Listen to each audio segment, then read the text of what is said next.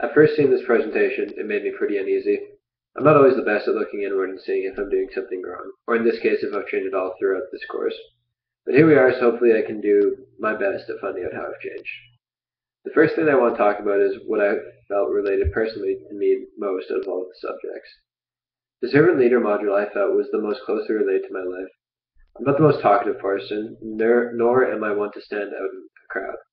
Because of this, I have had a hard time seeing myself as a leader. But then, reading the module about being a servant leader made me realize that I could and have been a leader before. I had been a servant leader when I was captain of my football team. I never yelled and screamed at the other players to get them hyped up for a game. I would just simply do my job each and every game and show my dedication by giving it my all in practices and going to mandatory practices. I also very much relate to servant leading because I believe my father is a servant leader. He cares so much for his patients as a doctor and is constantly putting in long hours to help them to the best of his ability. He gives them 100% and would give them even more if he could.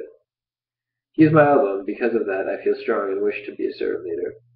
Knowing that I'm not an extrovert and that I don't like to be the center of attention, leading a group of people through my actions, and not my words, seems something that I'd be more capable of doing. I work hard at everything I do and would rather people see that motivation and want to copy that motivation than me telling them to copy it. Their motivation should come from inside them, seeing how hard I work and trying to work as hard as they can to imitate my passion.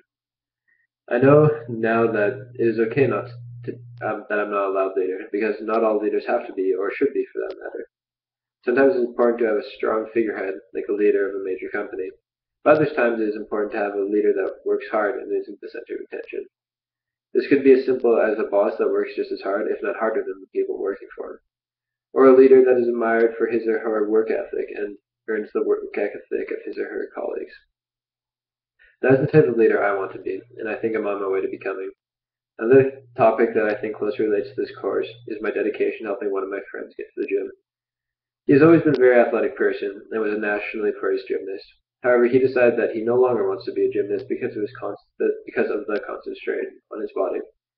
This being said, he doesn't want to lose the physicality that he has worked so hard for as a gymnast. Being new to the gym, it can be a very scary place to go. There are machines that you don't know how to use, and sometimes the grunts of very large men while they slam down weights on the ground. All this led him to come to me to help him to become accustomed to the gym and learn the basics. This was at first a daunting task for me because it would be the first person that I would quote-unquote train. Although there were differences, like him not paying me and us being very good friends, it was still scary to think I had such power over him. If for some reason he wasn't perfect form and ended up hurting himself, that would be on me. I didn't like the thought of that. But either way, I took the challenge, and I think it has gone very well. It has taught me a lot of what type of leader I'm willing to be for my clients, and is a perfect example of what this course is trying to demonstrate. I learned a lot of new things that I have to work on in this. I've learned a lot of new things I have to work on now because of this mock training relationship. I have to work more on being able to outline what I mean through my words and not just constantly saying, "Let me show you." I also have a bad tendency of not explaining things thoroughly the first time, and because of that I had to review the form of my friend a lot. But some of the leadership skills I think that I've demonstrated well was not pushing him too hard. I made sure that if something was hurting, we would stop and take a break. If it persisted, we would move to something else to make sure we didn't exacerbate the problem. That being said, I definitely pushed him and made sure that he would push past the burn to get the results he wants. I also found out a lot about myself and that I'm going to be a leader that constantly looks up new information. If he had a question and that I wasn't sure of the next day, he was sure to get an answer because I couldn't stand the thought of him thinking I didn't know everything. I guess some of that is my ego coming through just a little bit, but nothing's wrong with having a small ego, as long as you don't end up looking like a jerk. Overall, I think that this experience went well, and has helped me realize a little bit more of what type of leader I'm going to become. It went so well, in fact, that now he feels confident enough to train by himself, which I couldn't be happier for him. At this point in time, I've already done my volunteering for the final project. I felt like I learned a lot of things about myself that would relate to this course. For my volunteering, I worked at a food bank. For the 10 plus hours I spent out helping out, I had a couple of different tasks. The first day I was assigned to categorizing and putting away large amounts of beans that they had come into. It doesn't sound hard, but there were so many beans at one point the table we had the beans on, bent and cracked down the middle. The other task that I helped with on the other days that I helped volunteering was going to different grocery stores to pick up food donations or going to different organizations to drop off donations we can use. What I learned about being a leader through these 2 days is that I have to be hands-on. What I mean by this is I could never just sit in the back and watch people do my work for me. I could never ask someone to do something that I wouldn't do myself. I found this out because I really didn't feel like I was helping people in need while volunteering. Never saw anyone that was helping, and it really just felt like a job I wasn't getting paid for. I'd rather be able to see the impact I'm having on people rather than just hear about it. This is related to leadership because I want people to see me help. I want people to see me help and see me do good things rather than hear about good things I'm doing. To even more relate to it personally, training, I think it made me realize I would never want to just run a gym. I would not be able to just sit around all day and work on a computer without wanting to go out and help train someone. In some cases, maybe I'd be able to train people, but for the most part, I think I'd just want to be a trainer and leave everything else for other people.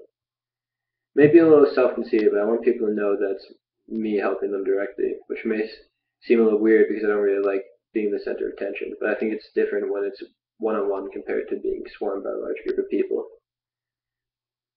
I think I've also learned how much I like to help people. I love being able to teach and see someone's progress with whatever I'm helping with. One of the best feelings you can have is seeing the progress someone has made through your guidance. Not all of the modules made me realize this about myself, but a lot of them made me think of my days playing football. It was a big part of my life for a while, and I have had some good examples of leadership because of it. But thinking back on it, the time that I enjoyed football the most of the 2 years I helped coach. I got to make a lot of younger friends that I still talk to today. I helped them improve on their skills, and some of them even trusted me to ask me for advice on personal questions. I'm realizing now how important it is to me to be able to help others, and that's a type of quality I want to be able to instill in my leadership. I want people to know that they can come talk to me if they need help, and that I do care about them. I want all my clients to know that I don't just see them as clients, but someone whose progress I do generally care about. From this course, I feel like I've become more confident in myself to be a leader. This course has shown me that there are many different ways to lead and not just the loud, stereotypical leader that I think of. Knowing that there are so many different styles to leadership has made me more confident in my ability to become a leader. It has helped me see that there are so many different ways to be a leader that there's no one wrong or right way. That just because my way of leading someone would be a lot more quiet than someone else's doesn't mean that I am any less of a leader to them. This confidence will hopefully help me step up in the future and take a greater responsibility in a group. For all that I've said in this presentation, there are a couple of key things I've found out about myself throughout this course. I know that I want to be a servant like my father, and that I enjoy giving my people my everything, and as long as it's appreciated. All that I ask for from people is that they give their best and nothing less, because that's what they're getting from me. I also found out that some things I need to work on, like not rushing explanations and making sure people actually understand what I say before I move on. I also realized that I like to be able to see the people I'm leading. I could never be some leader that always sits in his office, but one that walks around through work floor to meet his employees as they enter each day. Finally, I realized I love to teach and that I want people to feel comfortable talking to me and asking questions. That is all for my personal philosophy presentation. I hope everyone who watches enjoyed it.